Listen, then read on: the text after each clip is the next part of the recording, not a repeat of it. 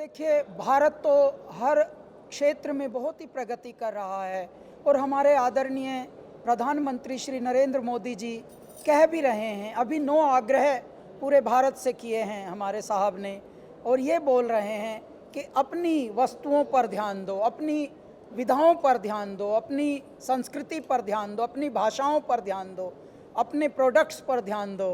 और यहाँ तक कि साहब कह रहे हैं कि विदेशों में शादियाँ मत करो, भारत में देख लो, पहले भारत घूम लो फिर विदेश घूम लेना।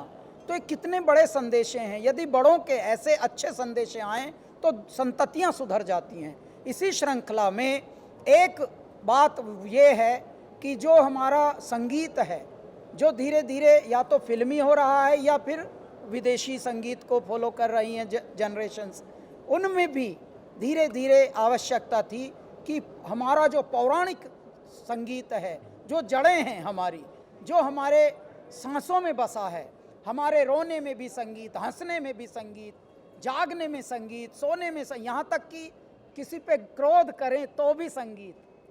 तो जहाँ कण कण में संगीत छुपा हो, उस संगीत की कहीं वैल्यू या नहीं है।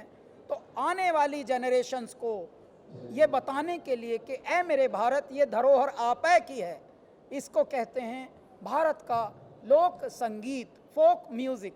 फोक जो म्यूज़िक की इंस्ट्रूमेंट्स हैं और बहुत सारी विधाएं हैं, बहुत सारे इंस्ट्रूमेंट्स हमारे विलुप्त हो रहे हैं, उनको अगली पीढ़ी है या नहीं बजाने वाली, बनाने वाली भी नहीं है। पहले कोई जो संगीत के चाहक होते थे, घर में तुम्बा उगाते थे, कद्दू उगाते थे, उस कद्दू को पका के तुम्बा बना लेते थे, उससे एक तारा बन जाता था। यानी उगाने से लेकर बनाने तक और फिर गाने तक संकीर्तन कर रहे हैं एक तारा बजा के। ये था मेरा भारत।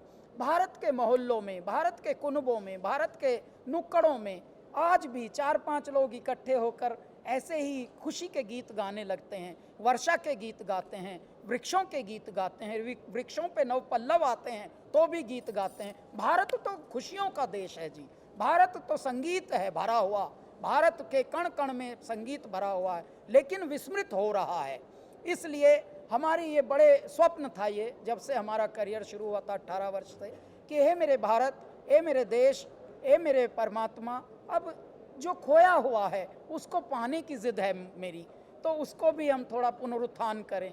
और भगवान की ऐसी कृपा हुई, हमारे प्रधानमंत्री जी को जब ये आइडिया हम लोगों ने दिया तो उन्होंने पूरा हमें सपोर्ट करके आज्ञा दी, आशीर्वाद दिया, और आज स्वप्न मूर्त रूप में आया है भारत का अमृत कलश बनकर। भारत का संगीत, लोक संगीत, भारत की लोक विधाएं भारत को हम सौंपने के लिए लेकर आए हैं। इस रियलिटी शो का नाम है, जो भारत के इतिहास का पहला ऐसा शो है जो 28 राज्यों में और लगभग 8 केंद्र शासित प्रदेशों में, जिसे यूनियन टेरिटरी कहते हैं, हम जाकर ऑडिशंस किए मालिनी जी, और छांट कर वहाँ से कुछ रत्न लेकर आए हैं।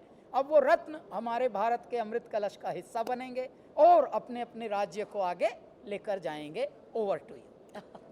मैं सबसे पहले तो बधाई दूंगी दूरदर्शन को, प्रसार भारती को, कि उन्होंने ये कदम उठाया, क्योंकि ये जब आज का युवा अपने आसपास के परिवेश में जो देख रहा है वही सीख रहा है, उसके लिए हम नया क्या सृजन कर रहे हैं, उसके लिए हम क्या दिखा रहे हैं, क्या छोड़ रहे हैं। और जब हम बोलते हैं कि अनेकता में एकता, एक भारत श्रेष्ठ भारत, भारत को सेलिब्रेट कीजिए, भारत का उत्सव मनाइए, तो हमें बताना भी पड़ेगा कैसे हमारे पास क्या थाती है। तो मैं बहुत बहुत साधुवाद देना चाहूँगी माननीय प्रधानमंत्री जी को, जिनकी पहल और सोच के कारण मिनिस्ट्री ऑफ इंफॉर्मेशन और ब्रॉडकास्टिंग ने इस पूरे इनिशिएटिव को आगे लिया, और प्रसार भारती जी ने कैलाश जी को इसमें पूरा एक अगुवा करके इस पूरे उत्सव को आगे बढ़ाया है। मैं बहुत प्रसन्न हूँ आज इसका अंश बनकर, और जैसे कैलाश जी का फ़ोन आया, बस मैंने तुरंत कहा कि मैं आती हूँ, क्योंकि ये मुझे लगता है हर कलाकार, हर लोक कलाकार के मन की बात है। आज जितनी तेज़ी से वक्त बदल रहा है, समय बदल रहा है, हर बच्चा, हर युवक पूरे विश्व की संस्कृति से एक्सपोज्ड है, लेकिन अपना ही हम नहीं दिखाएंगे तो यहाँ बहुत भारी चूक हो जाएगी। तो ये मुझे लगता है पहली बार शायद इतने बड़े प्लेटफॉर्म पे आप पूरे भारतवर्ष के जो 36, 28 राज्य और 6 जैसा आपने बताया यूनियन टेरिटरीज, उनके आप कलाकारों को सुनेंगे, वो अपनी बोली में कैसे उत्सव मनाते हैं, गीत कैसे अस्तित्व में आए। आपको ये देखकर बहुत अच्छा लगेगा। बोलियां सबकी अलग हैं, भाषाएं अलग हैं, लेकिन आत्मा एक है। यही एक भारत और श्रेष्ठ भारत है। मुझे लगता है अमृत कलश में जो अमृत छलकेगा, इसके तो सीजन पे सीज़न आते जाने चाहिए और ये बहुत बहुत कामयाब हो शो। महादेव से मैं आज यही मानती हूँ। आज कार्यक्रम में मैं बैठी थी और भगवान राम का सोहर जब बजा और गूंजा तो मुझे याद आया कि एक समय था आज से 20 साल पहले कि दूरदर्शन में ही भगवान राम के जन्म का मैं सोहर गा रही, तो मुझे मना कर दिया गया था कि नहीं गाना है, अयोध्या में राम जन्मे, ये नहीं गाना है। वहाँ से लेकर के आज ये भारत का सौभाग्य, हम सब सनातन धर्मियों का सौभाग्य है कि इस समय हम उत्सव राम का मना रहे हैं। राम संस्कृति हमारी, और हम उनके गीत गा रहे हैं। मैं आज जिन कलाकारों ने आज गाया है उनको भी आशीर्वाद देती हूँ और आप सभी से ये अनुरोध करना चाहती हूँ, आप जहाँ तक इस पूरे कार्यक्रम को ले जाएं कि देश भर के जो लोग कलाकार हैं वो अपनी एक आस न छोड़ें। अब उनके लिए प्रसार भारती और अमृत कलश और कैलाश जी इतना बड़ा एक प्लेटफॉर्म लेकर आए हैं कि उन सबको अवसर मिलेगा यहाँ पर आने का और गाने का। मैं इसमें एक और बात, मालिनी जी ने कितनी प्यारी बात कही कि एक भारत श्रेष्ठ भारत का प्रतिमान कैसे हो, कैसे हमारी जनरेशन्स को, संततियों को पता लगे।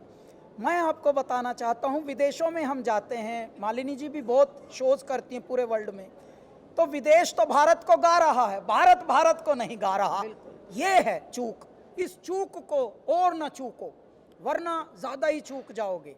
तो एक तो ये है। दूसरे, ये अब उत्सव मनाने का समय है, क्योंकि कुछ वर्ष से भारत इतना प्रगतिशील हो रहा है हर क्षेत्र में, तो संगीत में भी हम अपनी जड़ों की ओर उन्मुख हों, और इसके लिए हम ये बहुत ही बड़ा कार्य, नेक कार्य भारत को के लिए, भारतवासियों के लिए ये कर रहे हैं कि उनको उन्हीं की जड़ों से जोड़ रहे हैं।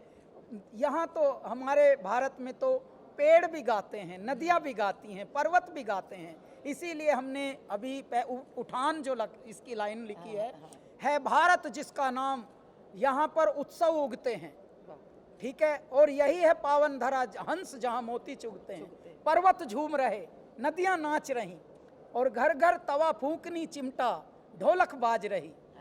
देखिए घरों में जो भी इंस्ट्रूमेंट है वही बाजता है, साज है। और कोने कोने रत्न जड़े, प्रांत प्रांत गुणवंत खड़े। इतिहास में पहली बार मेरे भारत का अमृत कलश है, खुलने को तैयार मेरे भारत का अमृत कलश। सबसे पहले तो मुझे बहुत खुशी हो रही है कि मैं ऐसे कॉन्सेप्ट का हिस्सा बना, स्पेशली थैंक्स टू कैलाश जी, और उनके साथ जुड़ा हूँ, ये कॉन्सेप्ट के साथ जुड़ा हूँ, क्योंकि पहली बार भारत में ऐसा कोई रियलिटी शो हो रहा है। क्योंकि मैं रियलिटी शो से आया हूँ और मैंने इतने सालों से जूरी में रहा हूँ, जज किया, सब कुछ करने के बाद भी इस तरह का कॉन्सेप्ट पहली बार इंडिया में आया है और मैं इस कॉन्सेप्ट का हिस्सा बना। इसलिए तो सबको मैं थैंक्स कहना चाहूँगा टीम को, और साथ में जो जूरीज़ हैं मेरे साथ, स्नेहा है, गायत्री जी हैं, तो ये हमारे लिए, मेरे लिए तो बहुत बड़ी अपॉर्चुनिटी है। बिकॉज़ मैं एक नॉर्थ ईस्ट से बिलोंग करता हूँ और अलग अलग प्रांत से जो ये कंटेस्टेंट्स आ रहे हैं, आज का पहला एपिसोड हमने अभी शूट किया, तो बहुत अच्छा एक्सपीरियंस रहा, बहुत कुछ सीखने को मिला, और मैं उम्मीद करता हूँ कि प्रसार भारती का ये one of the best show होगा, डेफिनेटली टीआरपी वाइज। सो मैं सबको गुड लक कहना चाहता हूँ। मैं बहुत बहुत शुक्रिया करना चाहूँगी कैलाश जी को और दूरदर्शन को, प्रसार भारती को, कि इस शो में मुझे हिस्सा बनाया आप लोगों ने। फोक म्यूज़िक जो है वो एक तरीका होता है लोगों को जानने का, और इस देश के लोगों को जानने का मुझे लगता है folk music is the best way. और मैंने सिर्फ़ और सिर्फ यहाँ सीखा है और सीख रही हूँ इस शो पे, तो इसलिए thank you. I am very thankful to Kailash ji and Doordarshan for having me, खासकर as a representative from the south, क्योंकि ये जो शो का नयापन जो है साउथ इंडियन लैंग्वेजेस भी है इस शो में। तो नॉर्मली क्या होता है, जो भी नेशनल टेलीविज़न में आता है सिर्फ हिंदी गाने होते हैं। तो इस जो यूनिक जो प्रोग्राम है, इसमें तमिल का रिप्रेजेंटेशन है, मलयालम का, जहाँ से मैं केरला से हूँ, और आई हैव जज many reality shows in Kerala. So I am so thankful to have gotten this amazing opportunity to sit and listen to North Indian singers and all over the country, you know, from all states, with these incredible jury, and I'm so happy to have my amazing colleagues, and let's make it into a great celebration. I am requesting to all of you, आप ये show देखिएगा और सबको encourage कीजिए।